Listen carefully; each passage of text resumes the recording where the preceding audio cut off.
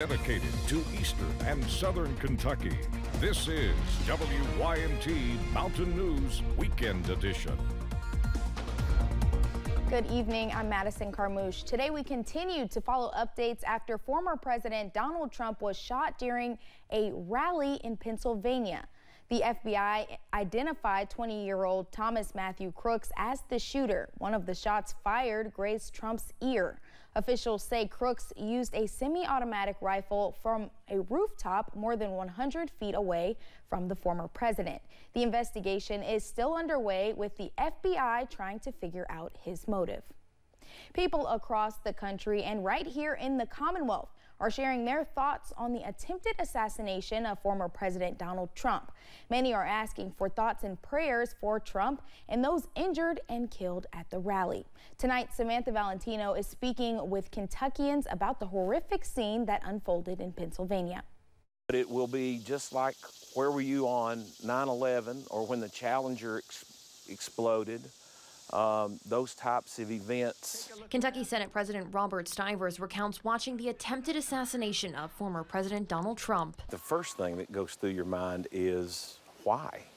You know, why did this take place? Why have we gotten to this point? Now he's sending thoughts and prayers to everyone affected and former President Trump. At the state and national level, Republicans and Democrats alike are publicly doing the same. Probably one of the biggest things I've seen come out of this is both President Trump and President Biden have talked to each other and how they talk about how we need to unite. This may, out of a tragic event, be something that brings people together, that de-escalates the rhetoric. Casey Crosby is the RNC National Committeewoman for Kentucky and the National RNC Treasurer. It's okay to disagree on issues, but we're all humans at the end of the day, and there is no place for this type of violence in the political arena. Crosby watched the assassination attempt from Milwaukee. One of my close friends was at the event, and unfortunately, she pocket dialed me, so I heard in real time what was going on, as well as watching it unfold on TV. And I have to say it was quite horrifying to hear what she was experiencing there in person. The Republican National Convention is still going on as planned, kicking off Monday. We've worked on the event for just months on end. We're going to be putting on a safe, secure, and strong event. Our job doesn't change here. In Frankfort, Samantha Valentino, WKYT. Our sister station WKYT reached out to several Kentucky Democrats for comment on this story. They, including Governor Andy Beshear, were unavailable. Beshear took to X yesterday to share his thoughts on the assassination attempt. He said he and First Lady Brittany Beshear are praying for the safety and health of the former president. He went on to say violence is never the answer. Never. During the shooting, 3 people were shot and one of them died. The victim's name was Corey Compatore. His wife says he dove on top of his family to protect them when shots rung out. The other 2 men who were hit are still in critical condition and have not been identified. The governor of Pennsylvania says Compatore was an upstanding citizen. Corey was a girl dad. Corey was a firefighter. Corey went to church every Sunday. Corey loved his community. And most especially, Corey loved his family.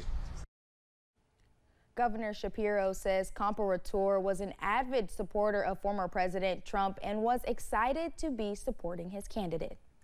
With yesterday's events, people are wondering what this might mean for the future presidential election and political landscape. Carly Hogston spoke with elections and voting behavior specialist Stephen Voss on what the road ahead might look like as we approach the election.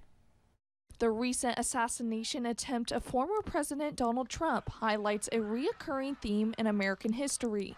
As incidents like yesterday have occurred in the past, they give us a sense of what may lie ahead in this year's election season. Threats on a major political leader, like other threats to the country, typically result in a rally around the flag effect, a sort of temporary burst of patriotism, temporary burst in support for the politician. But as the last presidential candidate assassination attempt happened decades ago, some things have changed. You know, back the last time, for the most part, the message Americans got was filtered through authoritative journalists. TV news, their newspapers. These days, that's not true. Just minutes after the event, politicians, celebrities, and people from all political ideologies took to social media to voice their condolences, with many posts including theories. This willingness to believe conspiracy theories and the tendency to spread them is not isolated to one political ideology or the other. People on the left, people on the right start refining their messages about what the political impact of the event ought to be. Rumors from both parties spread about how the attack might secure Trump's victory in November, but Voss says that the impact can be up in the air. A political event like this assassination attempt these days doesn't have a whole lot of impact, but it can have some, and we're in a very close presidential race, so even a small impact could make a difference. It could also change more than votes, but how the rest of the campaign might look. Depending on what ultimately the authorities conclude about what led to the event, we might see a tightening up on the more loosey-goosey campaign events. In Lexington, Carly Hogston, WKYT.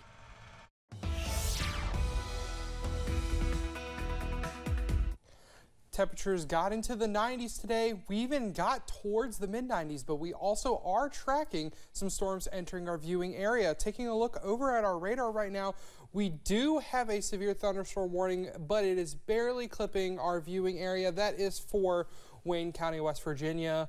But other than that, we do have some rain entering our viewing areas. Parts of Rowan and Elliott and Lawrence counties will see some rain coming up in just a couple minutes. Looking from Buffalo Mountain right now, clear skies at least out here, and same goes for the WYMT studios in Hazard, sitting at 91 degrees. Current temperatures everywhere else in Kentucky: 93 in Somerset, 93 in London, 95 in Manchester, the highest reading on there. We do want you to download that WYMT First Alert weather app for situations like this. You'll be the first to know when we get a severe thunderstorm warning for our area, as well as get an hourly planner like this that tells you that by the time you're getting down to sleep tonight, still sitting around 80, but by the time you wake up in the morning, sitting at around 73 degrees. Madison? All right, Drake, thank you. Kentucky State Police is investigating an accidental shooting involving 2 children in Estill County. The Estill County Sheriff's Office called on KSP for help on Friday after a 13-year-old child accidentally shot a 14-year-old child outside of a home on Clark Road. The child was pronounced dead on the scene by the Estill County coroner, Jimmy Wise. Troopers do not suspect foul play. Friends and family are remembering the life of 2 men who were shot and killed on Wednesday. 18-year-old Anthony Stidham and 20-year-old Braxton Marlowe were shot and killed on a Perry County strip mine after an argument. Dozens of people gathered for Marlowe's funeral in Hazard. Marlowe's mom, Jessica Spicer, says she will not stop until justice is served. I am going to be their advocate. I will not stop until I get justice for those 3 boys. I will not stop. I will not sleep. I will not eat. I will do whatever it takes. Visitation for Stidham began at 6 and will go on until 9 p.m. tonight at the Ingle Bowling Funeral Home. Coming up tonight at 11, hear what Spicer says she will continue fighting for. On Saturday morning, a man being taken to the hospital for a medical issue found himself behind bars. Billy Hall tried to attack a deputy with the Fleming County Sheriff's Office after exiting the ambulance. Hall was charged with attempted murder of a police officer. The deputy was taken to UK Hospital but has since been released. We'll be right back.